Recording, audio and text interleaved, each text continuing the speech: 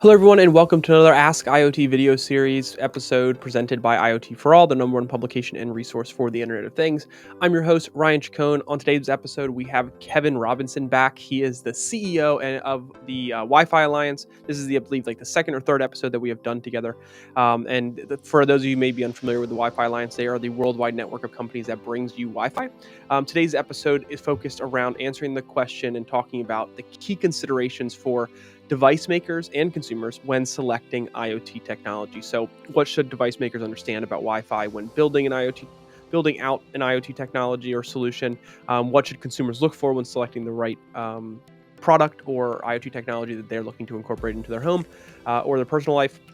So, things along those lines is what we're going to focus our efforts on today, which I think you'll get a lot of value out of. So, please enjoy this episode of the Ask IoT video series. Welcome, Kevin. Thanks for taking time to chat with me today. I appreciate it. Absolutely. It's great to be here, Ryan. Absolutely. Yeah, I agree. Very looking forward to this conversation. Quick intro from you would be great. Just talk about your background experience a bit and an overview of the Wi-Fi Alliance. Sure. So I'm Kevin Robinson. I'm the SVP of Marketing for Wi-Fi Alliance, where I'm very involved in things like this, just really getting out there and talking about all the great things that are happening in the Wi-Fi industry, as well as managing teams within the organization that partner with our members to deliver the next generations of Wi-Fi, as well as some of the more advanced capabilities. For those who are not familiar, Wi-Fi Alliance is the worldwide network of companies that brought you Wi-Fi. So whereas many people are not as familiar with us as an organization, everybody is familiar with the impact of our organization and the fact that I don't know when the last time I've actually stumbled upon somebody who has not used Wi-Fi, but clearly, pretty much most people around the globe are very familiar with what we do and the Yes. value we bring.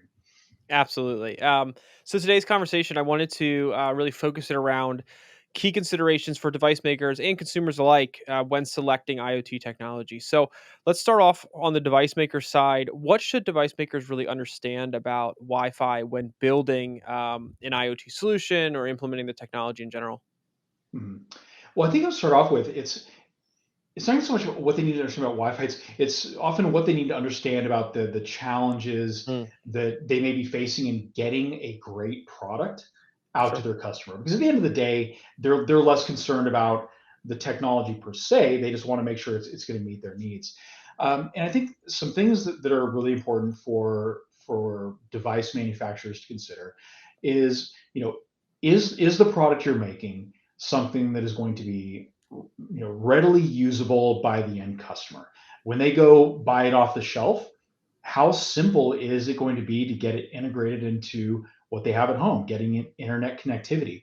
And so technologies like Wi-Fi, of course, where you have 18 billion devices that have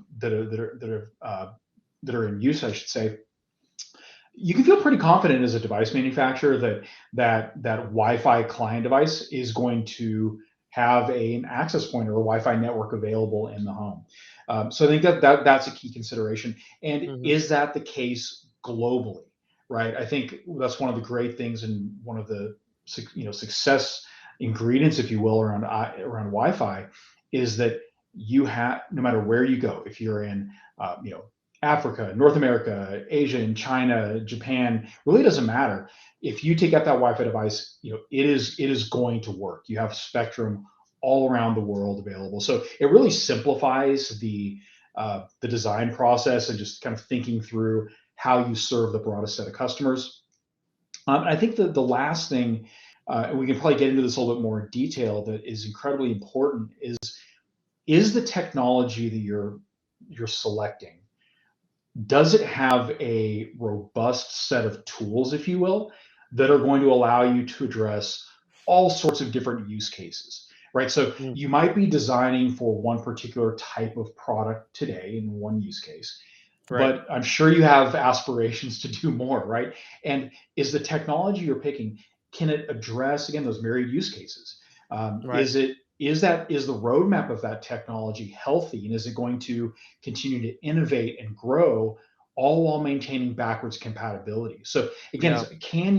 is it going to be a technology that you can lean on for your product portfolio for the next decade plus with Right. all the different markets you're trying to serve? And so I'm sure, as you gather from my answer, I think Wi-Fi kind of stands alone in actually meeting all of those various considerations. Fantastic. So if we shift to the other side of that initial kind of topic we're focused on here, on the consumer side, what should consumers be looking for when selecting IoT technology? Mm. I'll say it's a little bit trickier for the consumer, and here's why: is is you probably know, and some of your viewers may understand.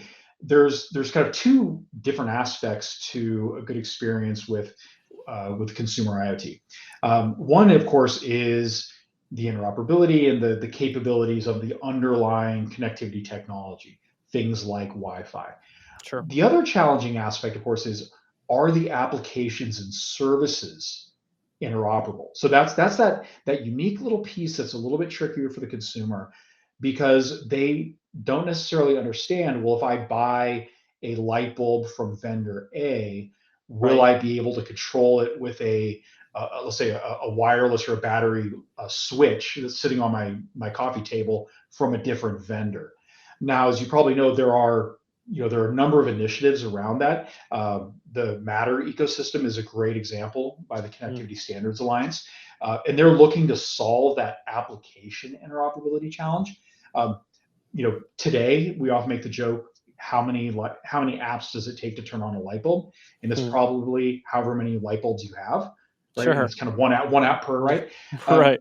And so again, to get to your question, the challenge for the consumer is, how do I know all of these things are going to actually do what I need them to do in a cohesive way, in an integrated way? Yeah. And their options are: you either kind of go with one ecosystem, Okay. or you start looking for industry-wide ecosystems and solutions, Mm, whether it be on a Wi-Fi based device, or whether it be in something like a Matter ecosystem. yeah.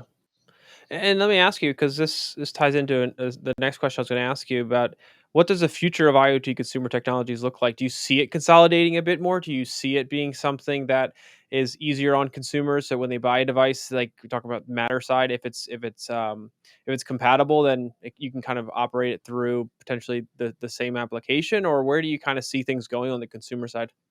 Mhm. Well, let's say, I mean, it's certainly for Matter specifically, it's early, and there are some things that feel different about that initiative that I think that can bring people optimism that it's going to solve some of those challenges of application interoperability.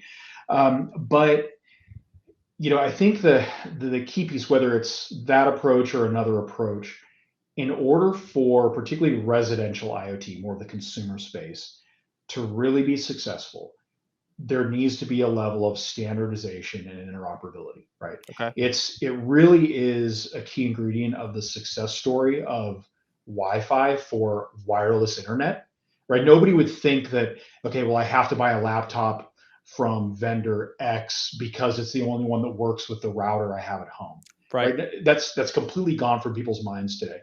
And really, for the IoT to flourish and for companies to get take maximum advantage of the opportunity, I think you're going to need to see that in the application space as well. Now, there's always going to be places where maybe it's a very targeted use case where multi-vendor operability is less important, and those are going to play a role. But again, for the big opportunity, I think you need to see a little bit more of that application interoperability to make it easier on the consumer. Totally makes sense. Absolutely. Last question I have before I wrap up here. So it's an interesting question to kind of ask, but what are some of the biggest misconceptions that device makers and consumers have, um, that you see from your perspective when it comes to IoT technology decisions, and kind of that whole process? I think a lot of companies, unfortunately, get very myopic with Okay. a particular capability that they think is essential for their product today, and kind of give it too much influence, right? Perfect example. Uh, for some people, they've almost got entirely focused on, can this application run on a coin cell battery? I'll give as an example, which, by the way, Wi-Fi flavors of Wi-Fi can do that now. But Okay. for a period of time, the people got so entirely focused on, let's say, the power efficiency and all that, and they were actually talking about appliances that were getting plugged into the wall. Mm, It's like a washing machine or a dryer or a refrigerator.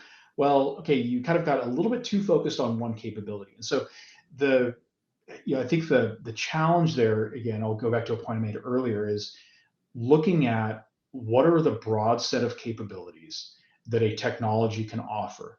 Things Right. around, is this technology going to result in a product that is easily manageable, right? So if I have a service provider, maybe somebody like a Comcast, and I want them to manage my home network, are they going to be able to get telemetry and metrics on how well those devices are actually getting connectivity in the home?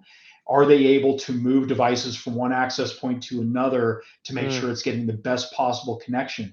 And so, again, I think going forward, there's really going to be a lot more emphasis played on capabilities and technologies mm, that allow home networks to scale to okay. dozens or hundreds of devices, that Sure. allow networks to have better management capabilities and security capabilities, and it's much more holistic, and ultimately will deliver a better experience. So again, to answer your question, I think getting focused in on like a single capability that say everybody kind of thinks is the thing, I don't think serves the device manufacturers very well. Fair enough. Okay, makes complete sense. And for our audience out there who's watching this and wants to follow up with questions, learn more about the Wi-Fi Alliance, just generally kind of dive more into any of these topics we talked about. What's the best way they can touch base? Well, so of course we have our website, www.wifi.org. Wi-Fi Alliance is also very active on LinkedIn from the business perspective, on Facebook, Twitter as well. So I Okay, think any of those various outlets would be a great way just to keep up on all the latest goings on within the Wi-Fi industry. fantastic. Well, Kevin, thank you so much for taking the time to be here. Really appreciate it. Absolutely. Thanks, Ryan. All right, everyone. Thanks again for watching that episode of the Ask IoT video series. I hope you found a lot of value in it. If you did, please be sure to like the video and subscribe to the channel. It helps others find it and make sure that you get the latest episodes as soon as they become available. Other than that, if you have any questions or topics that you would like us to cover in this series, please leave them in the comments or shoot us an email at hello@iotforall.com. Other than that, thanks again for listening, and we'll see you next time.